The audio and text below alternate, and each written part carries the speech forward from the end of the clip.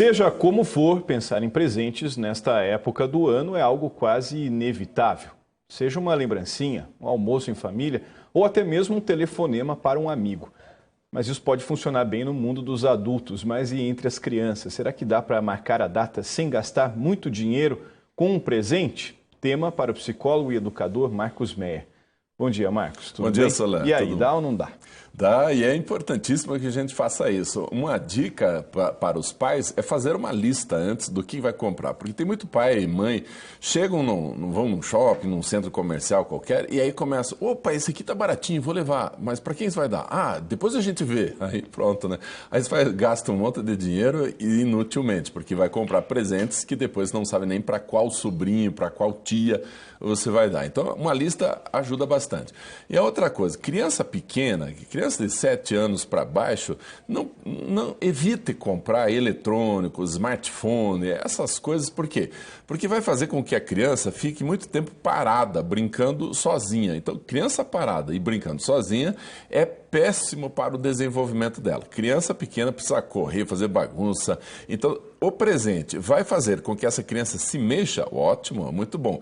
Vai fazer com que a criança brinque com outras crianças, melhor ainda. Então, tem alguns presentes que a gente tem que pensar muito bem antes de gastar nosso dinheiro. Envolver, vamos dizer assim, a família toda numa questão também de lições de economia nessa época pode ser interessante, porque às vezes você se propõe a ter uma atividade ou um presente mais criativo, mas aí vem os tios, vem os avós e enchem a criança de presentes.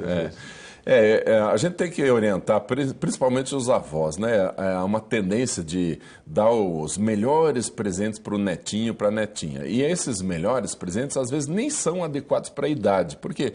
Porque eles, esse daqui deve ser bom, e vão e compram por amor, por gostar da criança. Mas é importante a gente dizer assim, olha, já tem muito brinquedo, esses brinquedos desse tipo já tem bastante, não precisa dar. Então, dá sim para a gente conversar e orientar um pouco esses presentes. Uma outra coisa que a gente pode fazer, Soler, é assim, a criança às vezes tem brinquedos lá no baú, numa caixa, que passou o ano inteiro, não pegou uma vez. Então aquele brinquedo, para essa criança, é inútil, mas seria maravilhoso se tivesse nas mãos de uma outra criança, uma criança mais pobre, tal, sem acesso a tantos brinquedos. Então, o que a gente pode fazer? Conversar com a criança, explicar com carinho e tal, e mostrar, mas eu gosto, mas veja, você não brincou o ano inteiro, vamos dar. Só que quando a gente faz isso, a criança fica pensando, que sacanagem, minha mãe quer que eu me desfaça dos meus brinquedos. Mas ela própria não se desfez de um monte de roupa que está lá parada, que ela também não usou durante um ano inteiro. Então, o que é legal fazer? Chama o filho para ajudar a escolher, filho, essas 2 camisas aqui eu não usei esse ano. Qual que você acha que eu tenho que dar? Essa daqui. Muito obrigado pela sua sugestão. E daí você tira mesmo do guarda-roupa para ir dar em algum lugar ou alguma instituição. Esse gesto faz com que a criança perceba que, puxa, uma outra pessoa pode me ajudar a escolher o que eu deixo de fora. E aí quando a mãe diz, o pai diz, deixe esse brinquedo para uma outra criança, a criança já viu isso acontecer com os próprios pais. É muito mais fácil dela decidir. E participar dessa entrega?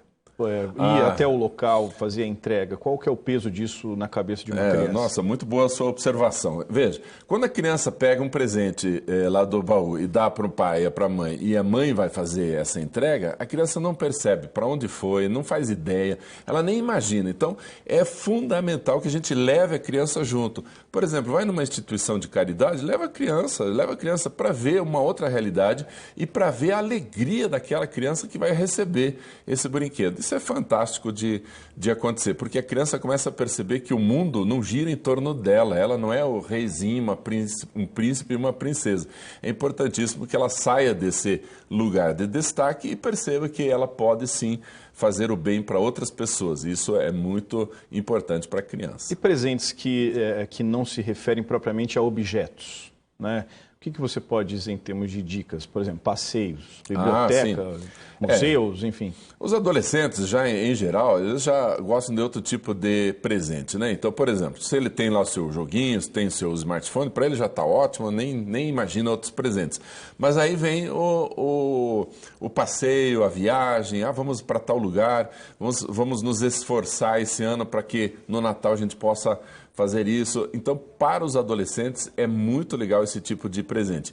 Só que vale a pena a gente fazer alguns combinados antes, né? Por exemplo, tem muitas famílias que saem com o adolescente e o adolescente é só um corpo morto ali junto, né? Um peso morto, vai junto. Mas ele está totalmente ali no seu smartphone e desligado de todo mundo. Então, tudo que acontece, ele está lá. Tá...